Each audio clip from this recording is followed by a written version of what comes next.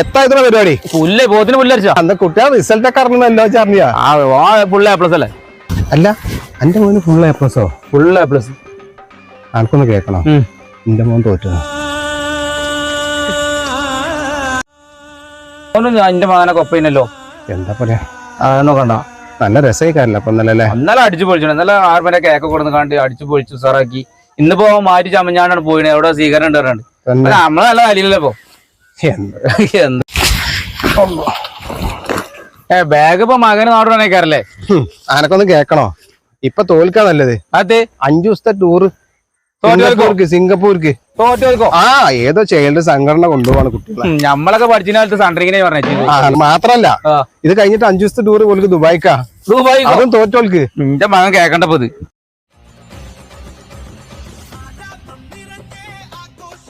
എവിടെക്കാടാ മുങ്ങ? ഞാൻ ഇവിടെ ഉണ്ടാവില്ല. ഞാൻ ഒരാഴ്ച സിംഗപ്പൂർക്ക് ടൂർ അടിക്കട്ടെ കേട്ടോ. അല്ല എത്തപ്പ എന്റെ കയ്യില് ഇത് ഫുൾ എ പ്ലസിന്റെ മൊമെന്റ് ആണ്. ഇത് 3ാമത്താണ്. അറിയെങ്കിൽ നീ നാളെ വേറെ ഉണ്ടോന്ന്. അജി ചില്ല് പൊടിച്ചിങ്ങനെ നടന്നോ? ഇങ്ങനത്തെ ഒരു 16 മണി ഈ ബാഗിൽ ഞാൻ കൊണ്ടുവന്നത്. ഇതൊക്കെ കഴിഞ്ഞിട്ട് എന്നെ കെബീറാക്ക് ദുബായിക്ക് കൊണ്ടുവന്നു പറഞ്ഞു. പാത്തിക്കോ തന്നൊക്കെ പാത്തിക്കോ.